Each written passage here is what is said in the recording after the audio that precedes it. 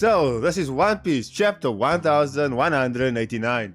Now, I do not give a fuck about Luffy getting derailed. I do not care about Usopp's observation, Aki. I don't care that Hyrurin came up here and Loki wants to go tag team against Imu. What I found most fascinating in this chapter was the freaking swords. If you get to understand me eventually, you understand that I am fond of sword-based combat. So, given in One Piece itself, my favorite character, at least from the Straw Hat side, is Zoro. Obviously, because he has 3 swords. And this is quite relevant for me personally more to Zoro than any other character.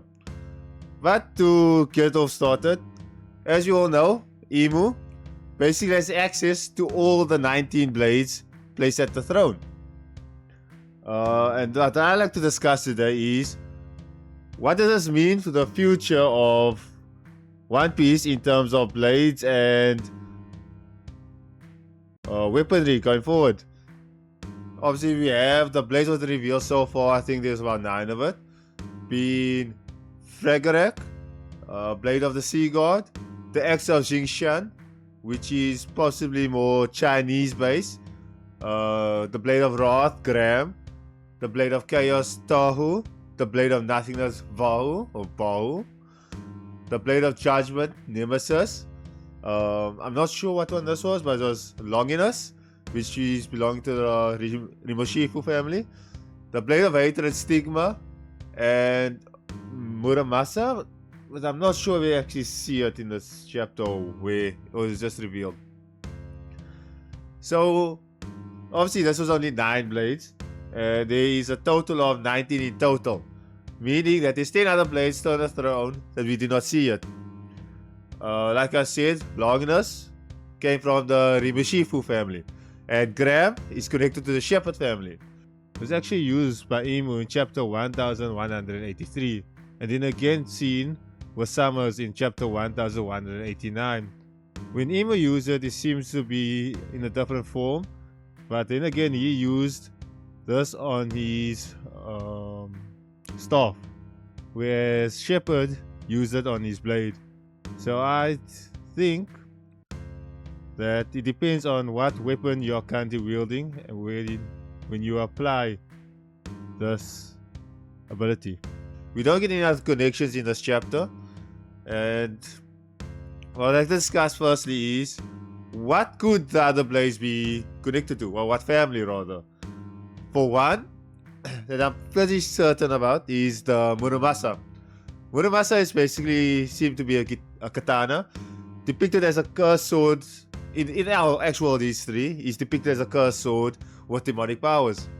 This takes me back to the Kitetsu blades, with Zoro having the 3rd Kitetsu, the 2nd Kitetsu being on Wano, and the 1st Kitetsu with Ethan Baron, Venus Jiro.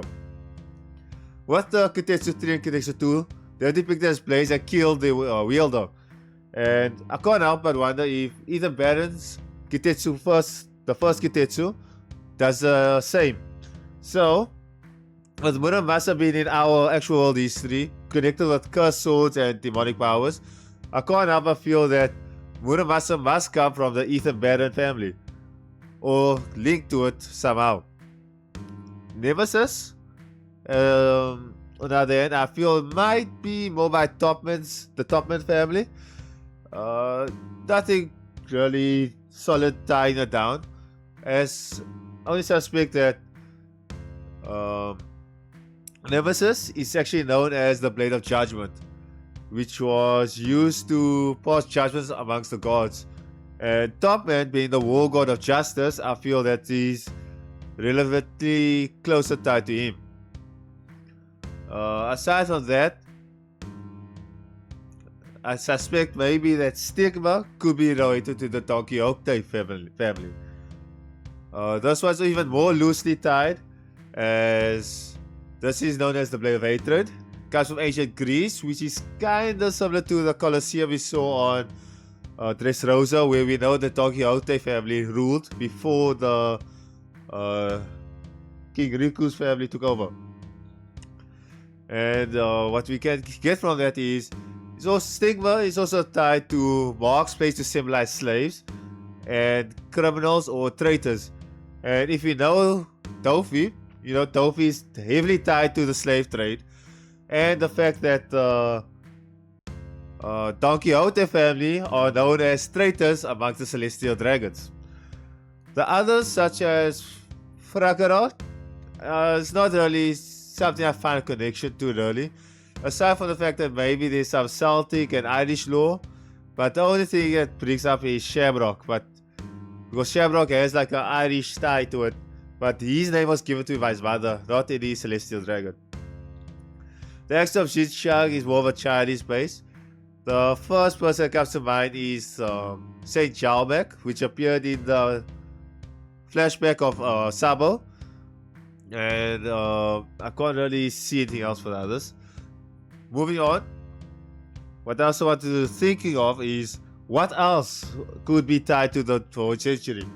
For my interpretation of these blades was, it seems to be giving a specific power up to the characters itself.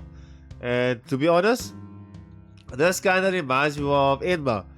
It wasn't a one-to-one, so here's my theory going around is that these blades are basically a shortcut to what would be the Black Blades. So like Enma might be reaching that point because he has our sentience. Basically the perfected form or what will happen naturally throughout time. With that, I would like to say the interesting aspect of this because I feel every weapon or mentioned in the story would be maybe not directly but involves Zoro. As you know, Zoro's dream is to be the greatest swordsman. And if you have people wielding swords, it can't be helped but to bring up the fact that when does Zoro become the best? Is Mihawk the best? So, what I like to get to is these guys are not really using swords, but the swords are more using them. In the aspect of the sword is giving them the power instead of them bringing out the power of the sword. Let's just say that my hypothesis is that Imu's swords, or all 90 blades, are basically a shortcut version of the Black Blades. Whereas your experience that Mihawk and Ryuma crafted will form out the Black Blades, which is more stabilized than what we see on Imu's sword. So as you see on every weapon of Imu, you'll see that a dark cloud evaporating or coming off the sword. It looks menacing and it looks cool, to be fair, but I feel that is why it's not perfected, because the sword is not maintaining the power, but it is keep on releasing it as it cannot. What backs my theory up here, or what makes me think this way, is that Summers and Killingham basically had a major upgrade once they brought out these blades. It is directly connected to Omen, so it's not like they can use it without Imu's permission. So the Omen gave them a buff, but it seems it wouldn't have been enough, as the weapons itself seems to be playing a big role in this fight. The bigger question I have is Shanks' Griffin. As you can see, Shanks' Griffin resembles his brother Shamrock and his father Garling's sword. On top of that, we also see that Imu had the sword Nemesis, which kind of resembled or brought back flashbacks of Mihawk's fight or his fighting style.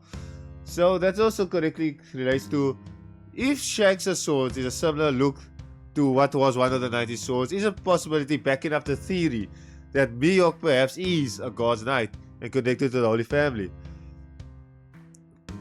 Also, if the 90 family members had swords this strong, what about the rest of the families in the Void Century? Is it possible that Neptune's trident perhaps had a certain characteristic to it even now? Is there maybe a sword on Wano that has a strong connection? Could it be Enma himself? Is there possibly one for the big tribe, the Buccaneers? And whatever the tribe is not connected to the 19 families. Also, Joybo himself. As you can see, Joybo was always depicted with a sword and a spear. So where is his blades? Does his blades contain power? Or is the Straw Hat itself maybe imbued with the power that was given to the swords of Emu? The Nefertari family. If it's guaranteed that all 90 members had a sword or a weapon of some sort, where is the Nefertari's weapon? Is it maybe at the bottom of the ocean? Was it sank by Emu when Lily left? Or was it still at Arabasta and maybe hidden down within the sand dunes? This is a very important plot point because if it is that Lily maybe used a weapon similar to Vivi's, could it be that she already found it? Could it be that Vivi must still obtain the sword? Is it even an opportunity to go back to Alabasta to get a sword? Or is the sword in Mary Jawa? And we saw in the flower room, Emu was wielding a blade that was not on the throne. Well, it's not much to say, but with that, I'll wait to do my next review.